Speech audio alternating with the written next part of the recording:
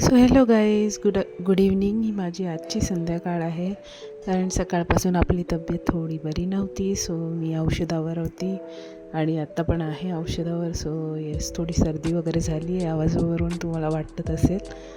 तर या सर्दीचा प्रॉब्लेम आहे. तर सकाळी मी गेली होती दवाखान्यात, त्याच्यानंतर मी औषध घेतलं वगैरे. मग पूर्ण दिवस मी झोपून होती, पण संध्याकाळी म्हटलं आता सहन होत नाही आहे, आता थोडंसं फिरून येऊया. सो मला ते आवडत नाही, ते असं झोपून असं पडून राहायचं, ते मला सगळं जमत नाही.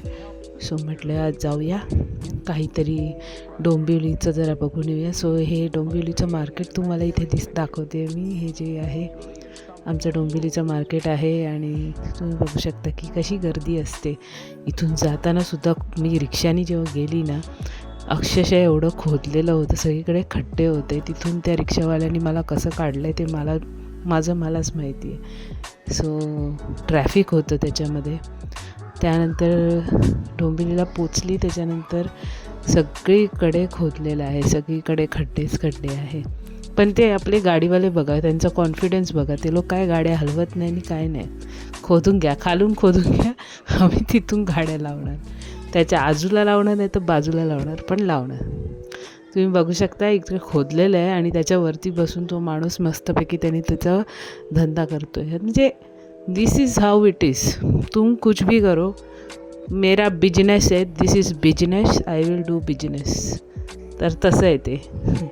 म्हणजे तू खड्डा जरी खोदला ना तरी तो बुजून आम्ही त्याच्यावर सामान ठेवून विकायला बसू. सो हे काय आहे ते मला कधीच समजलं नाही, बट इट इज लाईक की मला काम करायचं आहे. सो मी कसं करायचं ते मी ठरवेन, असं आहे हे. सो हे सगळ्याच मुंबईकरांच्या स्पिरिटमध्ये, तुम्ही जे बोलता ना मुंबईचं स्पिरिट, त्याचं सगळ्यांमध्ये हेच आहे की काही झालं तरी पोट तर भरायचं आहे, पैसे तर लागतात, काम तर करायचं आहे. आता हे स्पिरिट ऑफ डोंबिवली म्हणू शकतो. आता मी तुम्हाला मला एक मस्त गाणं, क्लासिकल गाण्यांचा आवाज येऊ लागला ना, तेव्हा मी इकडे आली. आता मी थोडं माझी बडबड थांबवते, तुम्ही थोडं या संगीताचा आस्वाद घ्या. मस्त आहे.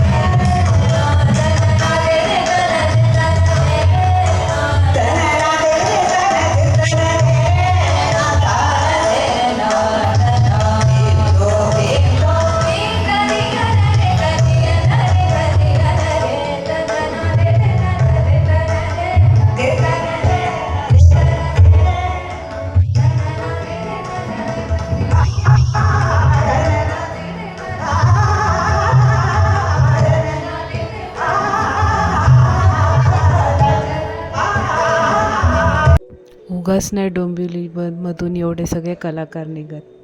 असे लोक आहेत, एवढे रसिक आहेत. म्हणजे गाणं म्हणा किंवा संगीत, कला, बाकी dance, rangoli, you name it and they have it. म्हणजे डोंबिवली ह्याच्यासाठी प्रसिद्ध आहे. कुठलेही कलाकार जाऊन जेव्हा स्टेजवर डोंबिवलीचं नाव घेतो ना, ते ह्याच्यासाठी घेतो.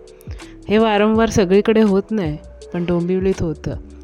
So it is how it is. असंच आहे, म्हणून ते डोंबिवली कलाकारांची डोंबिवली म्हणतो. आणि ते इतके सुंदर गात होते की असं वाटत होतं लोक एका वेगळ्या जगातच चालली आहेत ते ऐकून. So it was very beautiful. Thanks for watching.